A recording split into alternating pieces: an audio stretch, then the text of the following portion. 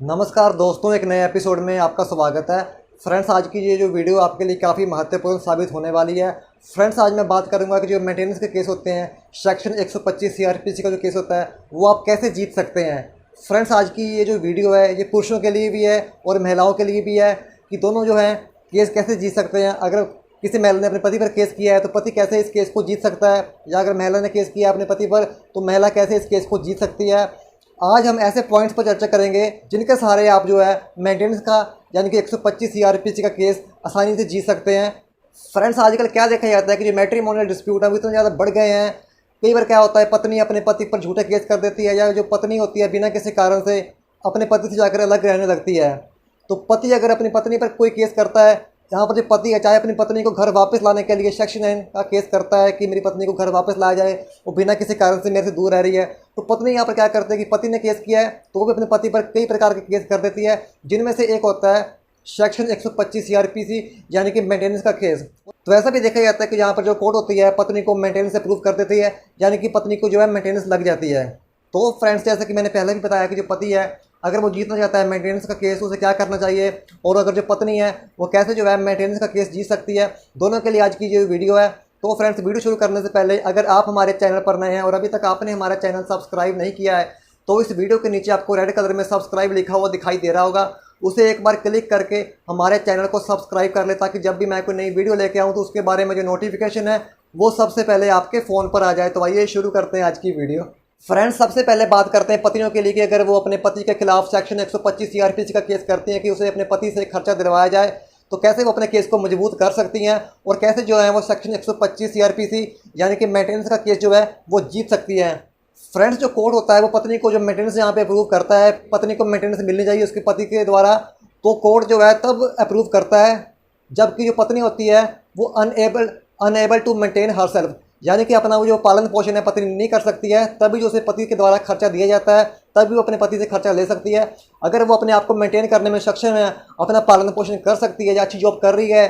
तो कोर्ट यहाँ पे उसकी जो मेंटेनेंस की एप्लीकेशन है वो यहाँ पे अप्रूव नहीं करेगी, यहाँ पे जो उसकी एप्लीकेशन खारिज हो जाएगी। तो आइए यहाँ पे बात कर लेते हैं कि पत्नी को किन कंडीशन में जो है मेंटेनेंस मिलेगा और पत्नी की जो मेंटेनेंस की एप्लीकेशन है वो यहाँ पर अप्रूव होगी। सबसे पहले बात करते हैं कि अगर पत्नी के जो बच्चे हैं बहुत छोटे छोटे बच्चे हैं, वेरी स्मॉल चिल्ड्रन, तो यहाँ पर पत्नी यहाँ पे कोर्ट में ये कह सकती है कि उसके जो बच्चे हैं बहुत ही छोटे छोटे हैं, और तो बाहर जाके काम करना पत्नी के लिए मुमकिन नहीं है कि वो बच्चों को छोड़कर घर से बाहर जाके काम करे, क्योंकि बच्चे अभी बहुत छोटे हैं, वो मदर फीड ले रहे हैं या बहुत छोटे हैं अभी, तो उनका ध्यान रखना बहुत ही ज़रूरी है, इसलिए वो घर से बाहर जाकर जॉब नहीं कर सकती है, तो उसे अपने पति से खर्चा दिलवाया जाए। तो यहाँ पे जो कोर्ट है पत्नी की जो एप्लीकेशन 125 सीआरपीसी की यहाँ पर अप्रूव कर देती है और उसको जो पति के द्वारा खर्चा लगा दिया जाता है। फ्रेंड्स, दूसरी कंडीशन यहाँ पे ये होती है पत्नियों के लिए कि अगर पत्नी किसी ऐसी बीमारी से ग्रस्त है, पत्नी को कुछ ऐसी बीमारी है जिसकी वजह से वो बाहर जाकर कोई जॉब नहीं कर सकती है या कोई भी काम नहीं कर सकती है, क्योंकि उसकी जो स्थिति है, उसकी जो हेल्थ कंडीशन है बहुत ही बुरी है। इसके लिए पत्नी को क्या करना होगा, कोर्ट में ये प्रूव करना होगा, उसे डॉक्यूमेंट्री एविडेंस देकर या कुछ भी एविडेंस देकर ये प्रूव करना होगा कोर्ट में कि वाकई उसकी हेल्थ कंडीशन ख़राब है और जिसकी वजह से वो बाहर जाकर कोई भी जॉब करने में सक्षम नहीं है। तो अगर ऐसी कंडीशन होती है तो यहाँ पर भी कोर्ट जो है पत्नी के मेंटेनेंस की एप्लीकेशन जो है सेक्शन 125 सीआरपीसी की वो यहाँ पर मंजूर कर देगी और उसे पति के द्वारा खर्चा लगा दिया जाएगा। फ्रेंड, तो तीसरी कंडीशन होती है कि पत्नी जो है अनएजुकेटेड है, यानी कि पढ़ी लिखी नहीं है, इसलिए उसे बाहर जाकर कोई भी जॉब नहीं मिल रही है, जॉब नहीं कर सकती है। अगर कोई जॉब मिल भी रही है उसे, क्योंकि वो अनएजुकेटेड है, तो उसे बहुत ही घटिया जॉब मिल रही है जिससे उसको बहुत ही कम सैलरी मिल रही है, जिससे वो अपने पालन पोषण या अपने बच्चों का पालन पोषण नहीं कर सकती है, क्योंकि वो अनएजुकेटेड है। तो ऐसी कंडीशन में भी कोर्ट क्या करता है, पत्नी को खर्चा लगा देता है उसके पति के द्वारा कि पति को अपनी पत्नी को खर्चा देना होगा। फ्रेंड्स, इसके अलावा अगर पत्नी यहाँ पर यह कहती है कि उसके घर में कुछ ऐसे बड़े बुजुर्ग हैं जिनकी उसे केयर करनी पड़ती है घर में, और कोई भी उनकी केयर करने वाला नहीं है, कुछ ऐसे बुजुर्ग हैं जो बुजुर्ग अपने केयर खुद नहीं कर सकते हैं, उनकी केयर के लिए पत्नी को घर में रहना पड़ता है, वो बाहर नहीं जा सकती है, कोई जॉब नहीं कर सकती है, क्योंकि पीछे से जो एल्डर्स हैं, जो बड़े बुजुर्ग हैं, उनकी देखभाल करने वाला घर में कोई भी नहीं है। तो ऐसी कंडीशन में भी कोर्ट देखती है कि वाकई सही बात है, तो पत्नी को यहाँ पे खर्चा लगा दिया जाता है पति के द्वारा। लेकिन अगर पत्नी एजुकेटेड है या कोई जॉब कर रही थी या पहले कर रही थी या कभी कर रही है या कर सकती है, तो ऐसी कंडीशन में जो पत्नी की एप्लीकेशन होती है मेंटेनेंस की वो यहाँ पे खारिज हो सकती है। फ्रेंड्स, आप बात कर लेते हैं पतियों के लिए कि अगर उनकी पत्नी ने उन पर मेंटेनेंस का केस कर दिया है, यानी कि सेक्शन 125 सीआरपीसी का केस कर दिया, तो पति यहाँ पर कैसे अपने केस को मजबूत कर सकते हैं या कैसे वो अपने केस को जीत सकते हैं। फ्रेंड्स सबसे पहला जो कारण है कि उनकी अगर वाइफ जो है एडल्ट्री में है, यानी कि उसका किसी और के साथ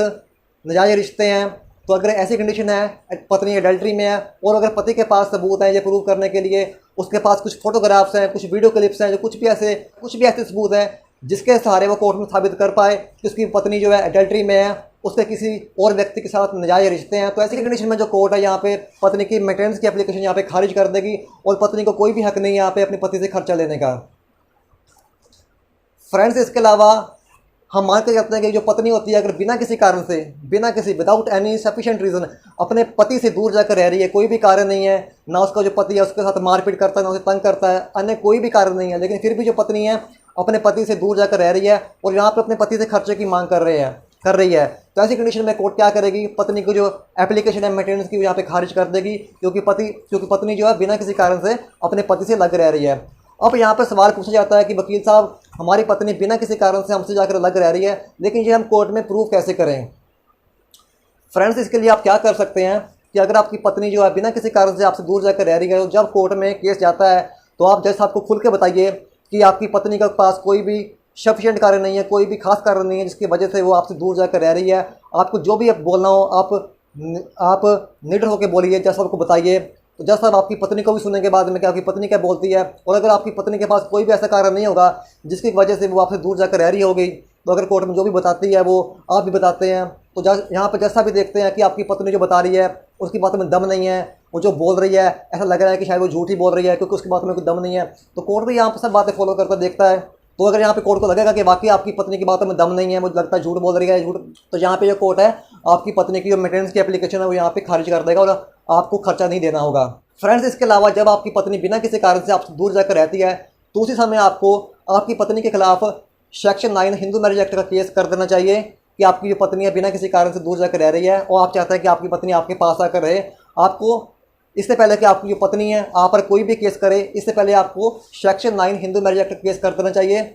इससे आपको काफ़ी बेनिफिट मिलते हैं। मैंने इसके लिए एक अलग से वीडियो बनाई हुई है कि सेक्शन 9 के आपको क्या क्या फ़ायदे रहते हैं। सबसे बड़ा फ़ायदा आपको यहाँ पे यह रहता है कि अगर आपकी पत्नी आप पर खर्चे का केस करती है तो आप कोर्ट में दिखा सकते हैं कि मेरी पत्नी बिना किसी कारण से मेरे से दूर रह रही है, ये देखिए मैंने ऑलरेडी सेक्शन 9 का केस किया हुआ अपनी पत्नी को घर वापस लाने के लिए। उसके बाद आपकी पत्नी ने आप पर केस कर दिया कि मेरी पत्नी ने मेरे पर केस किया, तो मेरी पत्नी ने भी मेरे पर केस कर दिया कि मैं भी अपने पति पर केस करूंगी, तो उसका आपको एक अलग बेनिफिट रहता है। सेक्शन 9 का केस करने के आपको और भी कई फ़ायदे रहते हैं। इसके लिए आप मेरी वीडियोस देख सकते हैं, आपको डिस्क्रिप्शन में लिंक मिल जाएगा कि सेक्शन 9 के क्या क्या फ़ायदे रहते हैं केस करने के। फ्रेंड्स इसके अलावा जैसे कि आपकी पत्नी पढ़ी लिखी हो या कोई जॉब कर रही हो या ऑलरेडी पहले कर रही थी अब नहीं कर रही जानबूझ के, तो आपको कोर्ट में ये साबित करना होगा कि आपकी पत्नी पढ़ी लिखी है या पहले कोई जॉब कर रही थी अभी भी कर सकती है। आपके पास आपकी पत्नी के खिलाफ जो भी डॉक्यूमेंट हैं कि वो जॉब कर रही थी या कुछ भी है, तो आप ये कोर्ट में प्रूफ कीजिए। अगर आपको पता है कि आपकी पत्नी पहले कहाँ जॉब कर रही थी, तो आप सेक्शन 91 की एप्लीकेशन डाल के सेक्शन 91 CRPC वहाँ से डॉक्यूमेंट मंगवा सकते हैं, एविडेंस इकट्ठी कर सकते हैं कि आपकी पत्नी वहाँ पर जॉब कर रही थी और अच्छी सैलरी भी वहाँ से ले रही थी। अभी वो जानबूझ के जॉब नहीं कर रही है, तो ऐसी कंडीशन में कोर्ट क्या करेगा, आपकी पत्नी की जो एप्लीकेशन है मेंटेनेंस की वो यहाँ पे खारिज हो जाएगी और आपको यहाँ पे खर्चा नहीं देना होगा। इसके अलावा कुछ ऐसी साइटेशंस होती हैं जिनके सहारे आपको अपने पॉइंट्स पता है कि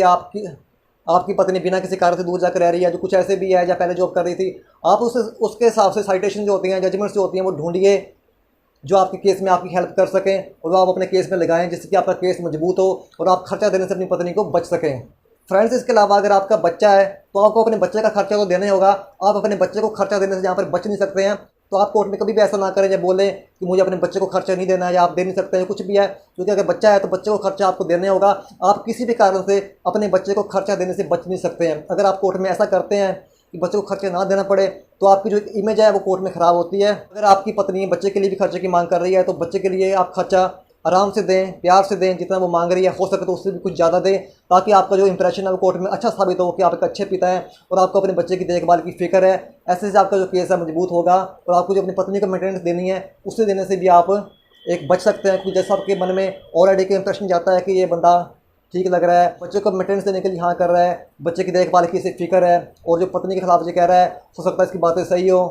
तो ये सभी बातें आपके केस में आपको फ़ायदा करती हैं, तो आप ऐसा कीजिए। तो फ्रेंड्स मैं उम्मीद करता हूँ कि आज की इस वीडियो से आपको काफ़ी मदद मिली होगी और अगर आपको ये वीडियो अच्छी लगती है तो कृपया से लाइक और शेयर अवश्य कीजिए और अगर आप हमारे चैनल पर नए हैं तो सब्सक्राइब करना बिल्कुल ही मत भूलें। जल्दी मिलता हूँ मैं एक नई वीडियो के साथ, तब तक दीजिए मुझे इजाज़त। धन्यवाद।